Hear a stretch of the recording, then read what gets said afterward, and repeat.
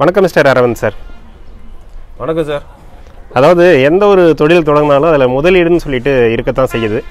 அதுலேயும் பொதுவாக பார்த்தீங்கன்னா இந்த கால்நடை வளர்ப்பில் இந்த கொட்டகைக்குன்னு முதலீடு இருக்குது. அடுத்தது செம்மறியோ இல்லை வெள்ளாடோ குட்டிகளை வாங்குறதுக்குன்னு ஒரு முதலீடு இருக்குது. ஆனால் நாம் இருக்கும் இடம் பார்த்திங்கன்னா ஒரு டவுனுக்குள்ளே இருக்கிறோம். இதனுடைய முகவரியை கொஞ்சம் சொல்லுங்களேன் சார். இது தூத்துக்குடியிலேருந்து ஒரு 7 கிலோமீட்டர்ஸ் டுவர்ட்ஸ் சவுத் திருச்செந்தூர் ரோட்டில் இருக்குது சார். இந்த இடம் பேர் முத்தியாபுரம், தூத்துக்குடி தாலுகா, தூத்துக்குடி டிஸ்ட்ரிக்ட். இது ஒரு செமி அர்பன் ஏரியான்னு சொல்லலாம் sir, sub urban area. Okay. இதில் பார்த்தீங்கன்னா கொட்டகை வந்து ரொம்ப எளிமையாக போட்டிருக்கீங்க சார். இந்த கொட்டகை அமைப்பு பற்றி சொல்லுங்கள். இந்த கொட்டகை அமைப்பு என்ன செலவாச்சுன்னு சொல்லுங்களேன். சரி, இதில் 2-3 ட்ரைப்பாக நான் ட்ரை பண்ணேன் சார். எனக்கு ஃபர்ஸ்ட் ஆஃப் ஆல் வந்து பெரிய அளவில் இன்ஃப்ராஸ்ட்ரக்சரில் இன்வெஸ்ட்மெண்ட் போடக்கூடாது. இந்த ஆட்டுப்பண்ணை தோல்வியே இன்ஃப்ராஸ்ட்ரக்சரில் பணங்கள் போட்டு தான் தோத்துடுறாங்கிறத நான் நல்லா லேர்ன் பண்ணிக்கிட்டேன். அதுக்கு உங்கள் பிரீடர்ஸ் மீட் சேனலுக்கும் தேங்க்ஸ் சொல்கிறேன். ஏன்னா உங்களோட கேள்விகள் ப்ரீவியஸ் வீடியோஸ்லாம் ரொம்ப யூஸ்ஃபுல்லாக இருந்தது. அதை கண்டினியூஸ் ஃபாலோ பண்ணுறேன். உங்களோட சப்ஸ்கிரைபர் அதோட பேசிக்ஸ் அப்புறம் என்னோட நாலேஜ் எல்லாத்தையும் வச்சு இன்ஃப்ராஸ்ட்ரக்சர் சிம்பிளாக செய்யணும்னு சொல்லி இந்த ஆஸ்படாஸ் டைப்பில் போட்டிருக்கேன் சார். இதில் வந்து ரூஃபிங்க்கு வந்து ஒரு ஸ்கொயர் ஃபீட்டு ஒரு 15 to 20 ரூபா வரும். இந்த ஸ்ட்ரக்சரல்ஸுக்கு ஒரு 20 rupees per square feet வரும். அதுக்கு பிறகு ஃப்ளோரிங்க்கு ஒரு 25 rupees per square feet வரும் சார். இதுதான் நம்ம இன்ஃப்ராஸ்ட்ரக்சர். டோட்டலாக பார்த்தா ஒரு 60 rupees per square feet முடிச்சிருவேன். அதில் ஃப்ளோரிங் வந்து பாதி ஏரியாவுக்கு தான் நான் போட்டிருக்கேன். இதுதான் நம்மளோட எக்கனாமிக்கல் ஒரு கோட் ஷெட்டு சார். இதில் ஃப்ளோரிங்னு பார்த்தீங்கன்னா ஹாலோ பிளாக்கில் போட்டிருக்கீங்க சார். என்ன காரணம்னு சொல்லலாமா சார்? இது ஹாலோ பிளாக்னா எனக்கு பெருக்கிறதுக்கு வசதியாக இருக்குது. புழுக்க தண்ணி வந்து ஹாலோ பிளாக் உறிஞ்சி உள்ளே விட்டுரும். பெருக்கிறதுக்கு ஈஸியாக இருக்கும். மணல் போட்டால் மணல் பேர்ந்து வந்துக்கிட்டே இருக்கும். அந்த அட்டு பிடிச்சிக்கணும். அட்டு பிடிச்சாலும் எனக்கு க்ளீன் பண்ண ஈஸியாக இருக்கும் சார். அதனால் இந்த ஃப்ளோரிங்கை நான் சூஸ் பண்ணியிருக்கேன். சரிங்க. இப்போ நம்ம பார்த்துட்டு இருக்கிற குட்டிகள்லாம் எத்தனை மாத குட்டிகள் சார்? ஏன்னா கொஞ்சம் டல்லாக இருக்கிற மாதிரி இருக்குது. ஒரு வேளை இப்போ தான் நீங்கள் வாங்கியிருக்கிறீங்களா எப்படி? ஆமாம் சார், இப்போ தான் நான் வாங்கியிருக்கேன். ரொம்ப நாளாக அந்த ரேட் அதிகம்னு சொல்லி நான் வாங்காமல் இருந்தேன். இது வந்து ஒரு 3.5 to 4 months இருக்கும் சார். எல்லாமே கொம்பு வந்திருக்கு. ஆனால் ஃபீடு சரியாக கொடுக்காமல் இருந்திருக்காங்க. வாங்கிட்டு வந்து ஒரு 1 week தான் இருக்கும். இப்போ நான் அந்த ரூம் அண்ட் ஸ்டெபிலைசேஷன் பீரியட் வயிறு எங்கள் இடத்துல வந்து பழகிறக்காக அப்படி வெயிட் பண்ணிட்டு இருக்கேன் சார். எத்தனை மாத வயதுடைய குட்டிகள் சார் இது? இது ஒரு 3.5 மாதம் to 4 மாதம் இருக்கும் சார். 3 to 4 மாதம் average, 3 to 4 month average age இருக்கும். சரிங்க. நீங்கள் வந்து பொதுவாக இறைச்சிக்காக தான் நீங்கள் வந்து இந்த செம்மறியை வளர்க்குறீங்க. உங்களுக்கு இதில் எத்தனை ஆண்டு அனுபவம் சார்? எனக்கு ஒரு 3 to 4 years எக்ஸ்பீரியன்ஸ் இருக்குது சார், ஃபீல்டு எக்ஸ்பீரியன்ஸ். ஆனால் ஏன்னா லேர்னிங் வந்து 20 years நான் ஆடை பற்றி படிச்சுக்கிட்டு இருக்கேன். 20 years படிச்சிருக்கேன். அதுக்கப்புறம் நான் ஒரு 4 years எக்ஸிக்யூட் பண்ணிட்டு இருக்கேன் சார். சரி, புதுசாக ஆடு வளர்க்குறவங்க எத்தனை மாத வயதுடைய குட்டிகளை வந்து தேர்வு செய்யலாம் சார்? அவங்க வந்து 4 month உள்ள குட்டியை தேர்வு செஞ்சாங்க சார். இனிஷியலாக 5 month உள்ள குட்டி 5 to 5 month வாங்கி 8 month விற்றா அவங்க சேஃபாக இருப்பாங்க. கொஞ்சம் எக்ஸ்பீரியன்ஸ் ஆக கொஞ்சம் சின்ன குட்டியை வாங்கிக்கலாம் சார். சரி சார். அடுத்தது மிகவும் முக்கியமான கேள்வின்னு பார்த்தீங்கன்னா, ஒரு ஆட்டுப்பண்ணை தோல்வியில் முடியுது இல்லை வந்து லாபம் இல்லை அப்படிங்கிறதுக்கு முக்கியமான காரணமாக பார்த்தீங்கன்னா நான் சொல்கிறது பார்த்தீங்கன்னா இந்த ஃபீடு. அந்த ஃபீடில் தான் நிறைய பேர் தோல்வி அடைகிறதா நான் பார்க்குறேன் என்னுடைய அனுபவத்தில். ஸோ நீங்கள் இதனுடைய தீவன மேலாண்மையை பற்றி சொல்லுங்களேன் சார். இந்த தீவன மேலாண்மை வந்து ஒவ்வொரு ஆளுக்கும் ஒவ்வொரு பண்ணைக்கும் ஒவ்வொரு ஊருக்கும் வேரி ஆகும் சார். ஒவ்வொருத்தர் சிட்டுவேஷன் போன ஒருத்தங்களுக்கு இடம் இருக்கும், தண்ணி இருக்காது. ரெண்டுமே இடம் இருக்காது, தண்ணி இருக்காது. டவுனுக்குள்ளே வளர்ப்பாங்க. ஒரு ஊரில் வந்து சில செடிகள் வரும், சில ஊரில் வராது. இது வந்து டிஃபர் ஆகும். நான் வந்து எனக்கு வந்து நான் அர்பன் ஏரியாவில் டவுனுக்குள்ளே வச்சு வளர்க்குறதுனால என்னோட ஃபீடிங் மெத்தடு மற்ற இடத்துக்கு அப்ளிகபிள் ஆகாது. அதை நான் கம்பேர் பண்ணக்கூடாது. என்னோடய மெத்தடு வந்து நான் வந்து வெளியே அவுட்டரில் ஒரு 4-5 ஏக்கர் எங்கேருந்து ஒரு 40 கிலோமீட்டர்ஸ் தள்ளி லீஸுக்கு எடுத்து அதில் நான் சூப்பர் நைப்பர் நானும் ஃப்ரெண்டும் பார்ட்னராக போட்டிருக்கோம். அவர் ஊரில் மாடு வச்சுருக்காரு, நான் ஒரு 40 கிலோமீட்டர் தள்ளி ஆடு வச்சுருக்கேன். அது வந்து 60 நாளைக்கு 80 நாளைக்கு ஒருக்கா நாங்கள் கட் பண்ணி சைலேஜாக போட்டு சூப்பர் நேப்பியரை சைலேஜாக போட்டு நான் வந்து கொண்டு வந்துடுவேன் சார். எனக்கு காஸ்ட்டு பெர் கேஜி 3 rupees வந்தது. டிரான்ஸ்போர்ட்டேஷன் பேக்கிங் எல்லாம் சேர்ந்து 3 rupeesக்கு சைலேஜ் வந்துடுது சார். சரிங்க. ஆடுகளுடைய வளர்ச்சிக்கு பார்த்தீங்கன்னா எத்தனை சதவீதம் வந்து புரத சத்து தேவை? அதை நீங்கள் வந்து எப்படி நீங்கள் கொடுக்குறீங்க சார்? இதுக்கு வந்து ஒரு 16 to 20% கொடுக்கணும் சார். இனிஷியலாக 3 மாதத்தில் வந்து 20-22% கொடுத்தாலும் நல்லது. காஸ்ட்டை பொறுத்து தான். கூட 24 வரைக்கும் கொடுக்கலாம். காஸ்ட்டு ரொம்ப போயிடும். ஆவரேஜாக ஒரு 16 to 18% கொடுக்கணும் சார். இதை வந்து நான் அந்த கான்சன்ட்ரேட் ஃபீட் மூலம் அச்சீவ் பண்ணுறேன். சரிங்க. அதாவது வெள்ளாடோ செம்மறியாடோ அதனுடைய பாடி வெயிட்லேருந்து 5% உலர் தீவனமாக தான் நம்ம கொடுக்கணும். நீங்கள் வந்து இப்போ சூப்பர் நேப்பியரை பற்றி நீங்கள் சொன்னீங்க. கூடுதலாக ஒரு ஆடுக்கு நீங்கள் வேறு என்னென்ன தீவனம் கொடுக்குறீங்க, என்ன செலவு, அதை பற்றி சொல்லுங்களேன். ஏன்னா ஆட்டுப்பண்ணையை லாபகரமாக கொண்டு போகிறதுல இந்த தீவன செலவையும் குறைக்கணும், அதே நேரத்தில் வெயிட் கெயினையும் நம்ம அச்சீவ் பண்ணணும். இது ரெண்டும் பேரலாக இருக்கும் பட்சத்தில் தான் அந்த பண்ணை வந்து சக்ஸஸ்ஃபுல்லாக போகும். சார் இப்போது இது வந்து ஒரு டீட்டெயில் கொஸ்டின் நான் வந்து கொஞ்சம் பொறுமையாக ஆன்சர் பண்ணணும்னு நினைக்கிறேன் சார். இப்போ இந்த 3 மாதம் குட்டி வாங்கும்போது 3 to 4 மந்தோட ஆவரேஜ் பாடி வெயிட் வந்து 13 kg இருக்குது சார். 13 kg லைவ் வெயிட் இருக்குது. 13 kg லைவ் வெயிட்டில் நீங்கள் 5%ன்னு வச்சிங்களேன், உங்களுக்கு 650 கிராம் ட்ரை மேட்ரு இனிஷியல் ப்ரைஸில் கொடுக்கணும்.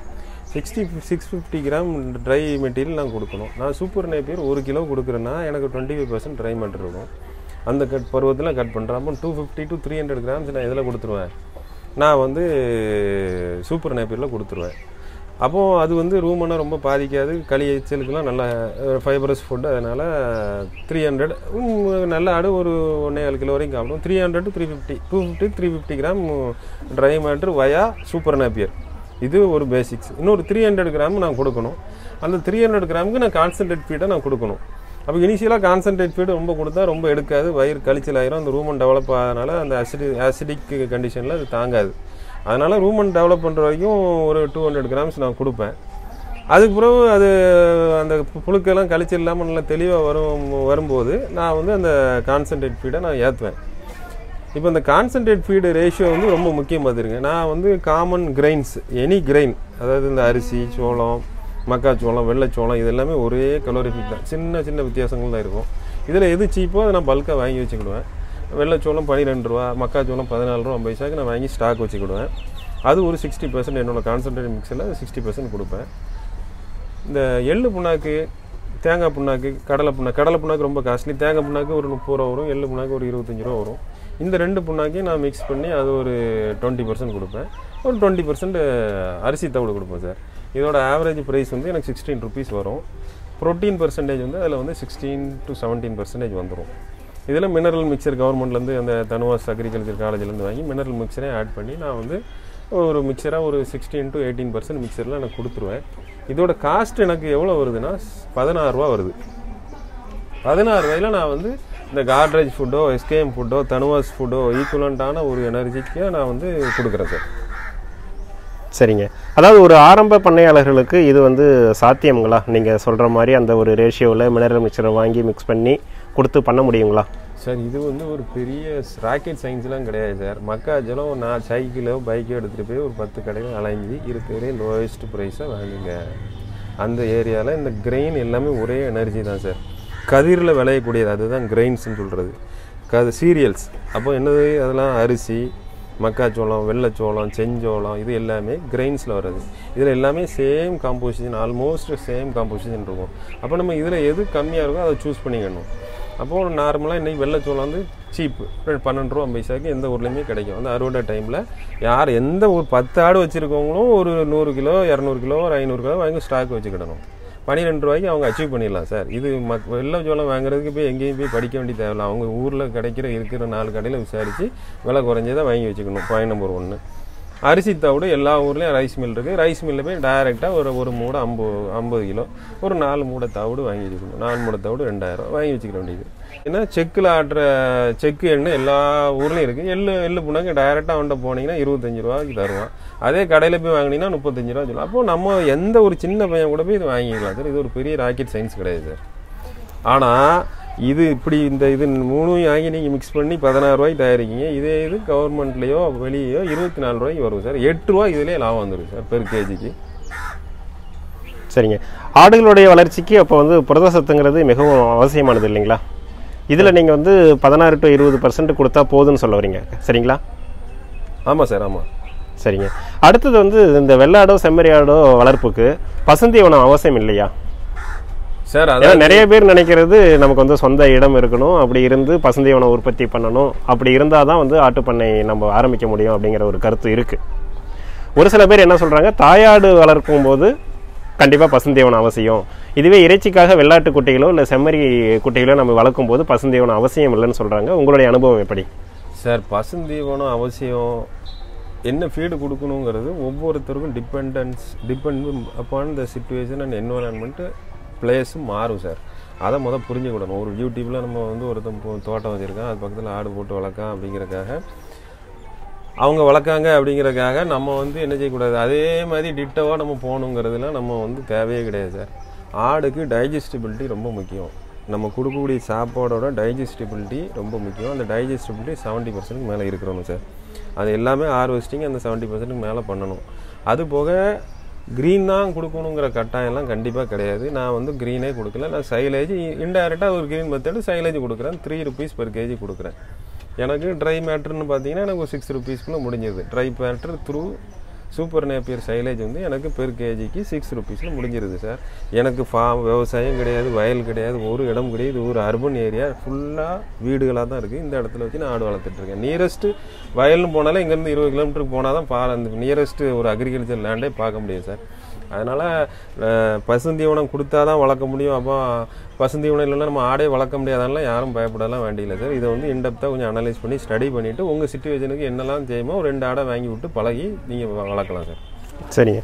இது தீவன செலவுன்னு சொல்லி பார்த்தீங்கன்னா ரூபாயில் ஒரு குட்டிக்கு எவ்வளோ செலவாகும், நீங்கள் எவ்வளோ நாள் இதை வளர்க்குறீங்க, எப்போ சேல் பண்ணுவீங்க, அதை பற்றி சொல்லுங்களேன் சார். இதில் வந்து இந்த எக்கனாமிக்ஸ்னு எடுத்துக்கிட்டிங்கன்னா இது 2-3-4 பிரிச்சுக்கலாம் சார். பர்ச்சேஸு, மெயின்டெனன்ஸு, சேல்ஸு அப்படின்னு 3 கூட பிரிச்சுக்கலாம். பர்ச்சேஸில் என்னென்ன பார்க்கணும், அதில் என்ன எக்கனாமிக்ஸ்னு பார்த்தீங்கன்னா நம்ம வந்து வளர்ப்பு குட்டி அப்படின்னு சொல்லுவாங்க. ஆடை வளர்ப்புக்குன்னு வாங்கினோன்னா அது வந்து நம்ம மீட் ப்ரைஸோட கூட சொல்லுவாங்க சார். இன்றைக்கி மார்க்கெட்டில் வந்து செம்மறி ஆடு ப்ரைஸ் வந்து லைவ் வெயிட்டுக்கு 350 ரூபாய்க்கு போகுது சார். இப்போ நம்ம ஒரு 350 வந்து 30 கிலோ வெயிட் உள்ள ஆடு 350 ரூபாய்க்கு போகும்.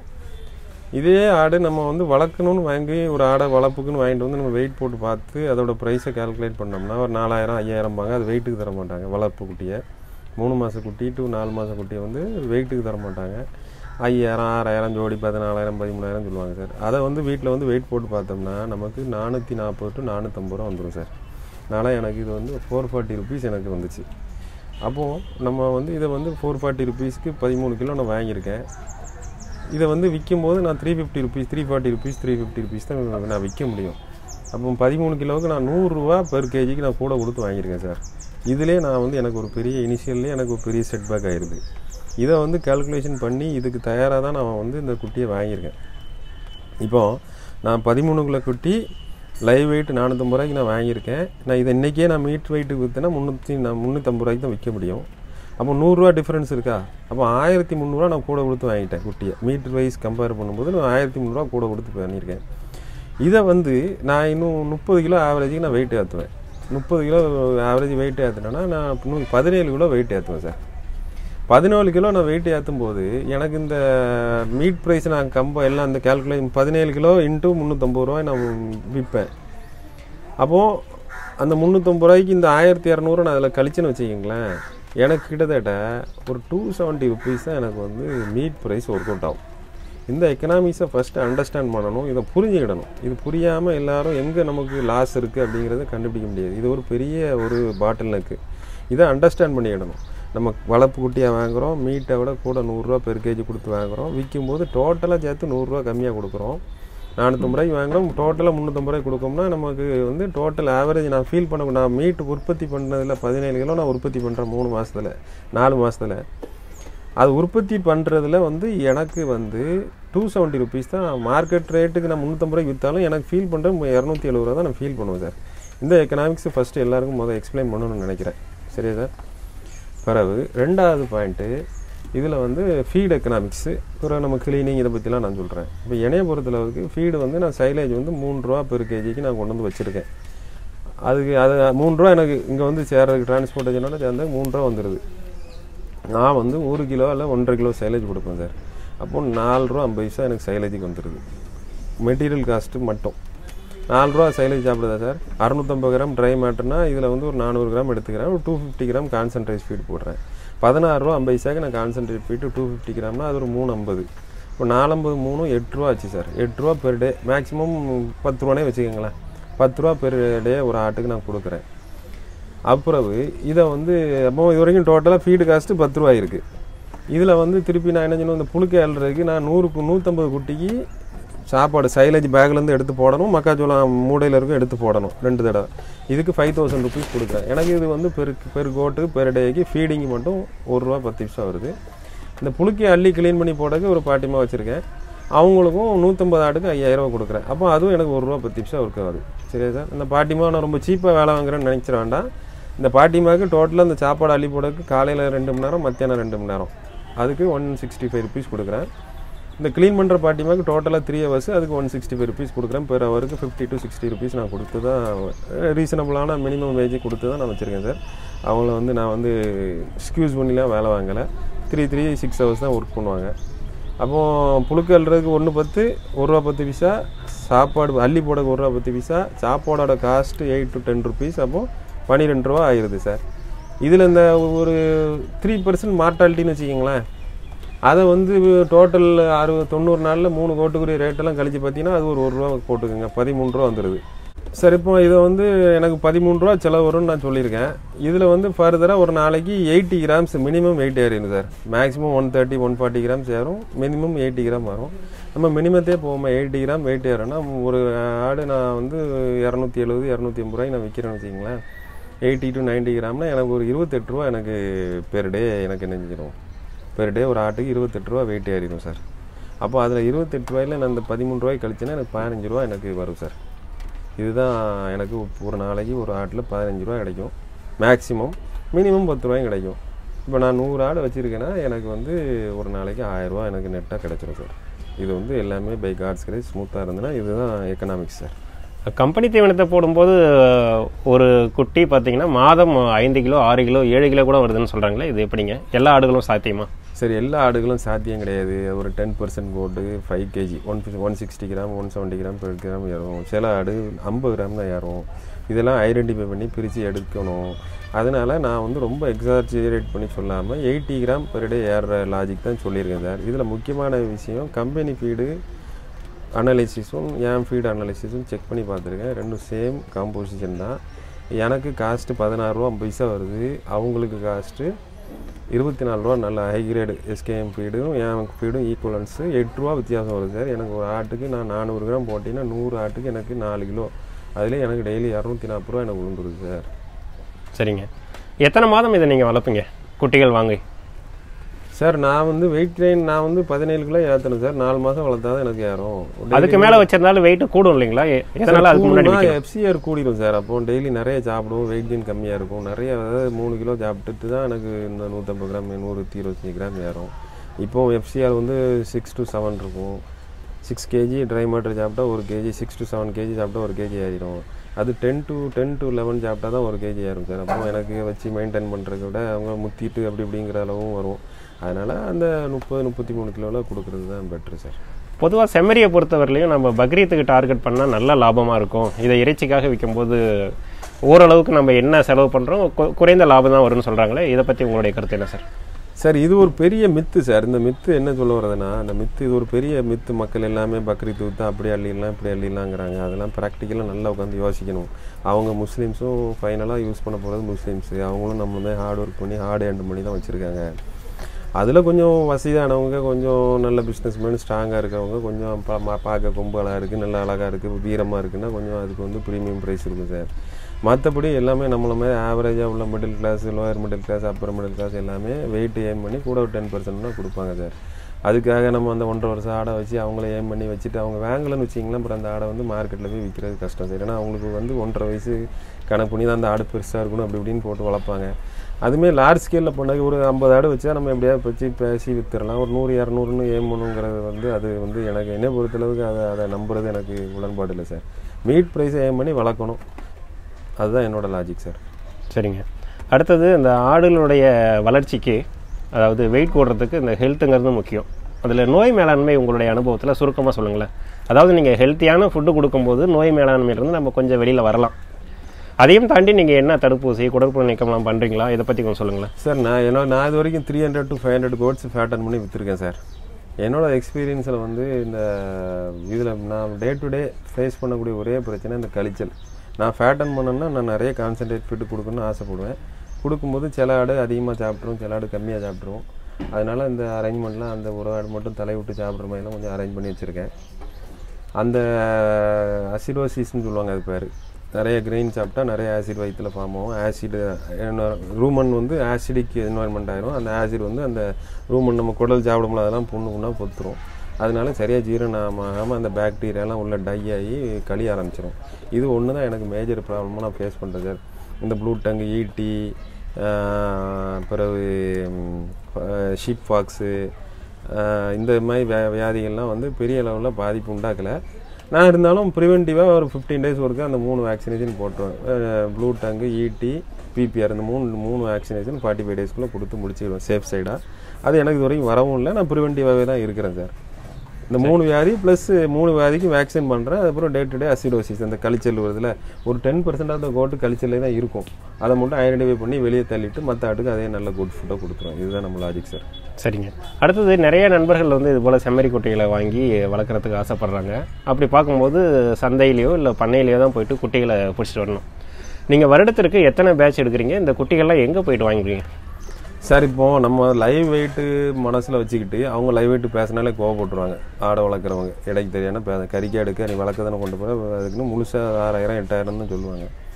நம்ம அந்த 8000 வந்து லைவ் வெயிட்டுக்கு இன்டர்பிரட் பண்ணிவிட்டு நம்ம என்ன லைவ் வெயிட்டு விற்கிறோங்கிறத லாஜிக்காக முதல் அண்டர்ஸ்டாண்ட் பண்ணி நம்ம லைவ் வெயிட்டு 350 விற்கிறோம். நம்ம லைவ் வெயிட்டு 450 வாங்குவோம் சார். இந்த 450 வாங்க நீங்கள் மென்டலி ப்ரிப்பேர்ட் ஆகிட்டிங்கன்னா எந்த சந்தையிலும் எங்கேயும் நல்ல ப்ரீடாக நல்ல குவாலிட்டியாக வாங்கிட்டு போயிடலாம். எல்லாருமே இந்த 450 கொடுக்க தயாராக இல்லைன்னொடனே அங்கங்கே அலைவாங்க, கடையில் போய் வாங்கணும், அங்கே போய் வாங்கணும்பாங்க. 420 கிடைச்சாலே நல்ல நல்ல நல்ல சான்ஸு சார். சரிங்க. வருடத்திற்கு எத்தனை பேட்ச் சார் நீங்கள் பண்ணுறீங்க? சார் நான் வருடத்துக்கு 2 பேட்ச் தான் பண்ணுவேன் சார். ஒரு 3 மாதம் எனக்கு பண்ண வந்து எம்டியாக இருக்கும்.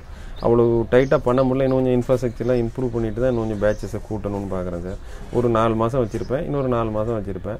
அடுத்து ஒரு 3 மாதம் ஷெட்டை மெயின்டைன் பண்ணி வச்சு பர்ச்சேஸ், இந்த procurement, silage preparation, concentrate field preparation இதுக்கு நான் யூஸ் பண்ணிக்கிறேன் சார். இந்த மழை காலத்தில் இது போல் பேட்ச் நம்ம பண்ணும்போது இதில் அதிகப்படியான ஈரம் இருக்குமே, இதில் நிறைய சவால்கள் வருமே, அதை எப்படி நீங்கள் கையாளுறீங்க சார்? அதில் தரையில் வளர்க்கும் போது கண்டிப்பாக பிரச்சனை வரத்தான் செய்யும். இல்லை அதுவும் குறிப்பாக மழை நாளில். இல்லை அதில் ஒரு சின்ன டெக்னிக் இருக்குது சார். அதாவது 13 கிலோ வெயிட்டில் உள்ள ஆடை நான் நவம்பர் டிசம்பரில் வச்சுருந்தேன்னா இது வந்து ஈஸியாக எல்லா நோயும் அட்டாக் பண்ணிடும். அதனால ஒரு 20 kgக்கு மேலே உள்ள ஆடு தான் சார் அந்த டைமில் வச்சுருக்கணும். ஆடு நம்பர்ஸையும் மினிமமாக வச்சுருப்போம். இன்னொன்று வெயிட் கெயின் இப்போ உள்ள மாதிரி அப்போ வெயிட் கெயின் இருக்குது. ஏன்னா பாடி மெட்டபாலிசம் வந்து அது அந்த டெம்பரேச்சரை மெயின்டைன் பண்ணுறதுக்கு நிறைய மெட்டபாலிக் எனர்ஜி கன்சப்ஷன் இருக்கும். அப்போது கூட 20% அது வந்து மெட்டபாலிக் எனர்ஜிக்கு தேவை ஃபுட் இன்டேக்கும் குறைஞ்சிரும், மெட்டபாலிக் எனர்ஜியும் கூடி பார்ப்போம். வெயிட் கெயின் வந்து இவ்வளோ இருக்காது, 60 கிராம்ஸாக இருக்கும். 80 to 90 கிராம் இருந்தது அந்த டைமில் 60 கிராம்ஸாக இருக்கும். அப்போது நம்ம அந்த டைமில் வளர்த்தா கொஞ்சம் மீட் ப்ரைஸு வந்து கொஞ்சம் கூட இருக்கும். ஏன்னா எல்லோரும் ஆடை கழிக்க தான் பார்ப்பாங்க, அந்த ரிஸ்க் எடுக்க மாட்டாங்க. ரிஸ்க் எடுத்தோம்னா நமக்கு வெயிட் கெயின் கம்மியாக இருக்கும். மார்க்கெட்டில் மீட் ப்ரைஸ் 370 to 380 விற்றுக்கலாம். ஆனால் இப்போ கொஞ்சம் பெரிய ஆடாக வச்சு வளர்க்கணும் சார். ஒரு 20 கிலோவுக்கு மேலே உள்ள ஆடாக வச்சுருந்தா ரொம்ப பாதிப்பு வரதுக்கு வாய்ப்பு இல்லை சார். சரிங்க. நீங்கள் ஏன் பரன் போகலை, அதை பற்றி கொஞ்சம் சொல்ல முடியுங்களா சார்? பரன் வந்து இன்ஃப்ராஸ்ட்ரக்சரில் இன்வெஸ்ட்மெண்ட் போடக்கூடாதுங்கிற பேசிக் கான்செப்ட் தான் சார். அப்போது எனக்கு வந்து பரன் போட்டால் ஸ்கொயர் ஃபீட்டுக்கு 400 to 600 வந்துடும் சார். எனக்கு 600 வந்துடும். அப்போது ஒரு ஆட்டுக்கு மினிமம் 5 ஸ்கொயர் ஃபீட் கொடுத்தாலுமே 3000 வந்துடுது ஒரு ஆட்டுக்கு இன்வெஸ்ட்மெண்ட்டு. இது வந்து எனக்கு ஒரு ஸ்கொயர் ஃபீட்டுக்கு மேக்ஸிமம் 70-80 rupees தான் வரும் சார். அதனுடைய முதலீடு ஒரு முறை தானே சார்? நீங்கள் வந்து இதை 3 மாதம் ஒரு முறை 4 மாதம் ஒரு முறை நீங்கள் பேட்ச் எடுக்க தான் செய்கிறீங்க சார். அது ரைட்டு, நீங்கள் சொல்ல வாசனது. இதுல இருந்து ஏர்ன் பண்ணினோம், கொஞ்சம் ஹார்ட் ஒர்க் பண்ணுவோம். ஹார்ட் ஒர்க் அதாவது சார் நான் சொல்கிறது என்னென்னா பரன் அவசியம்னு சொல்ல வரல, பரன் இருந்தால் நல்லது தானே சார்? நல்லது சார். நான் அந்த பரனை தவிர ஏன்னா பரனுக்குரிய வேலையை நான் கொஞ்சம் கோவப்படாதுங்க. பரனுக்குள்ளே வந்து ₹1 10 பைசா தான் ஒரு நாளைக்கு ஒரு ஆட்டுக்கு செலவழிக்கும் கிளீனிங்க்கு. சரியா? எனக்கு இதை வச்சு மெயின்டைன் பண்ண முடியும். இதில் உள்ள சின்ன சின்ன ஹடல்ஸாக ஓவர் கம் பண்ணதுக்கு தான் எனக்கு பரன் வேணும். நான் இதுக்கு ஒரு ஆட்டுக்கு 3000 போடுறது போல நான் ஒரு ஆட்டுக்கு ஒரு நாளைக்கு ₹1.20 நான் செலவழிச்சிட்டு போக ரெடியாக இருக்கேன் சார். சரியா? நான் எப்போ பரனுக்கு போவேன்னா நான் இதில் இன்கம் ஏர்ன் பண்ணி அந்த ஏர்ன் பண்ண பணத்தை வச்சு தான் பரனுக்கு போவேன் சார். ஏர்ன் பண்ண முடியலன்னா பரனுக்கே போக மாட்டேன் சார். ஓகே. அதாவது என்ன சொல்கிறீங்கன்னா இதில் லாபகரமாக இருக்குது, நமக்கு செட் ஆகிடுச்சு, இதிலிருந்து சேவிங்கும் பண்ணியாச்சு, அதை எடுத்து நம்ம இன்வெஸ்ட் பண்ணலாம் அப்படிங்கிறது உங்களுடைய இதுதான் என்னுடைய கருத்து சார். சரி சார். அடுத்தது சுருக்கமாக சொல்லுங்கள், இந்த செம்மறி குட்டிகள் வளர்ப்பில் என்னென்ன சவால்கள் தினசரி இருக்குது, என்ன நீங்கள் வந்து ஃபேஸ் பண்ணியிருக்கிறீங்க, அது எப்படி ரிசால்வ் பண்ணீங்கன்னு சொல்லுங்களேன் சார். இதில் இன்றைக்குமே எனக்கு பெரிய சேலஞ்சிங் வந்து இந்த சாப்பாடு நிறைய, அதாவது இங்கே வந்து சாப்பாடு அதாவது ஹைலி கான்சன்ட்ரேட்டட் நல்ல ரிச் ஃபுட்டு கொடுக்கணும்னு நினைப்போம். இது வந்து ரூமன் இந்த வயிறு வந்து 4 அடுக்கு தான் இருக்கும். ரூமன், ரெட்டிகுலம், மொபாசம்னு 4 இருக்கும். அப்போது இது வந்து நம்ம வயிறு வந்து சிங்கிள் வயிறு. இப்போ நம்ம மணக்காஜோளம் புண்ணாக்கெலாம் நம்ம வயிற்றுக்கு தான் சேரும் போலே ஆடுகளுக்கு சேராது. அப்போ 10% தான் கொடுக்கணும்னு நினைப்போம். நான் 60 to 70% இது கொடுக்கணும்னு நினைப்பேன். அப்போ அந்த டைமில் வந்து அந்த ரூமை வந்து எனக்கு டெவலப் பண்ணி இந்த அசிடிக் ஃபுட்டை வந்து ஹைலி கான்சன்ட்ரேட் ஃபுட்டை எடுக்கிற அளவுக்கு மாற்றுறது தான் என்னோடய டெக்னிக்கே. அதுக்கு அந்த டைமில் ஒரு 20% அந்த ஆடு வந்து ஏற்றுக்கிடாது, கழிச்சல் வரும். அந்த டைமில் அதை கரெக்டாக ஐடென்டிஃபை பண்ணிவிட்டு எந்தெந்த ஆடுகள்லாம் வயிறு ஒத்து இருக்கோ அந்த ஆடை மட்டும் வச்சு ஹைலி ரிச் ஃபுட்டை கொடுத்து குயிக்காக பேட்டர்ன் பண்ணுவேன். அந்த 20% ரூமன் வீக்காக இருக்க ஆடு வந்து பிறவிலே கொஞ்சம் வீக்கான ஆடாக இருந்துக்கலாம், ப்ரீடு மோசமாக இருந்துக்கலாம். அந்த ஆடுகள்லாம் ஒதுக்கி கொஞ்சம் சாப்பாடு கம்மியாக கொடுத்து கொஞ்சம் கூட ஒரு மாதம் போட்டு அந்த வெயிட் ஏற்றுவோம் சார்.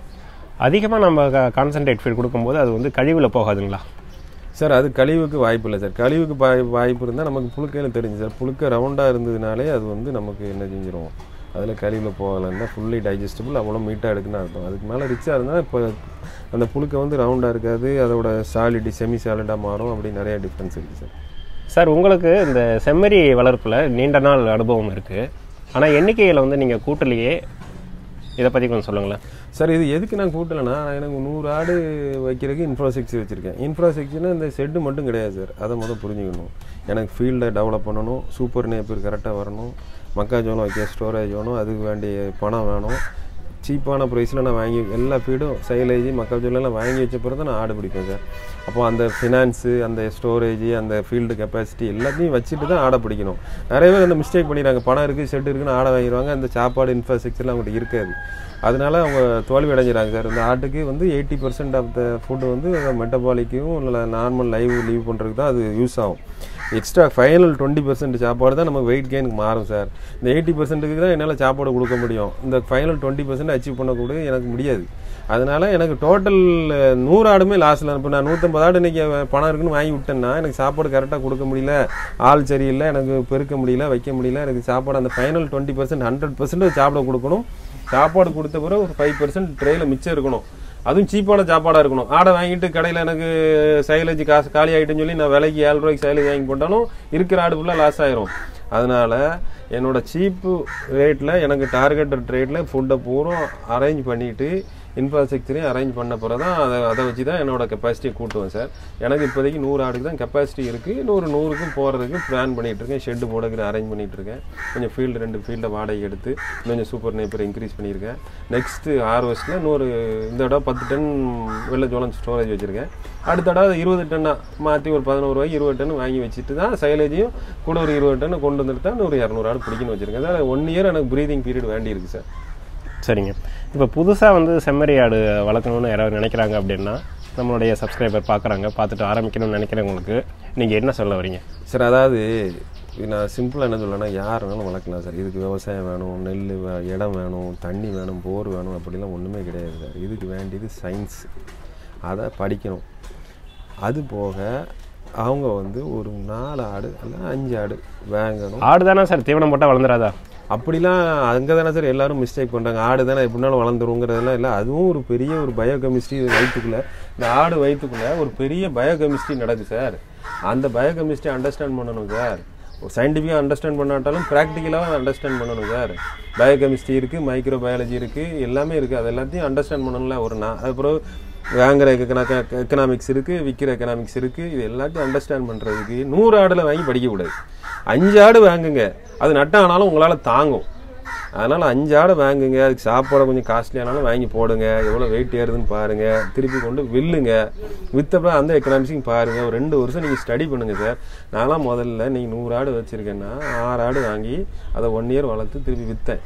நீங்கள் சொன்ன மாதிரி பக்ரீத்து கொண்டு போனால் யாருமே என்கிட்ட கேட்கல. அப்புறம் கறி கடைக்கு தான் கொண்டு கொடுத்தேன். அப்படி நிறைய லேர்ன் பண்ணேன் சார். சின்ன வச்சேன், அப்புறம் 40 ஆடு வச்சேன், அப்புறம் 50 ஆடு வச்சேன், அப்புறம் 80 ஆடு, இன்றைக்கி தான் 100 ஆடு வந்திருக்கேன் சார். அதனால் அது வந்து ஒரு ஸ்லோ ப்ராசஸாக தான் இருக்கும் சார். ஆனால் ஸ்டடி ப்ராசஸாக இருக்கும் சார். அதாவது சார், இந்த வீடியோவையும் தாண்டி நீங்கள் நிறைய சயின்டிஃபிக்காக பேசுகிறீங்க, சயின்ஸ் நிறையா சொல்கிறீங்க, அடுத்தது எக்கனாமிக்ஸ்லாம் நிறையா சொல்கிறீங்க. இதை பார்க்கும்போது ஒரு 10க்கும் மேற்பட்ட எபிசோடே பண்ணலாம் போல் இருக்குது சார். ஆமாம் சார். இப்போ எனக்கு லேர்ன் பண்ணுறது ரொம்ப இன்ட்ரெஸ்ட் சார். லேர்னிங்கை விட ஷேரிங், லேர்ன் பண்ணதை ஷேர் பண்ணணும்னு நினைப்பேன், டிஸ்கஸ் பண்ணணும்னு நினைப்பேன். அதனால எனக்கு பெரிய லாஸே கிடையாது. Knowledge is power sir. அதனால் நான் படிச்சுக்கிட்டே இருப்பேன். படித்ததை நான் இன்னொருத்தருக்கு சொன்னேன்னா எனக்கு மனப்பாடம் வரும். சொல்கிற வச்சு நான் 2 இது யோசிப்பேன். அதனால் ஷேர் பண்ணக்கு நான் தயாராக இருக்கேன் சார்.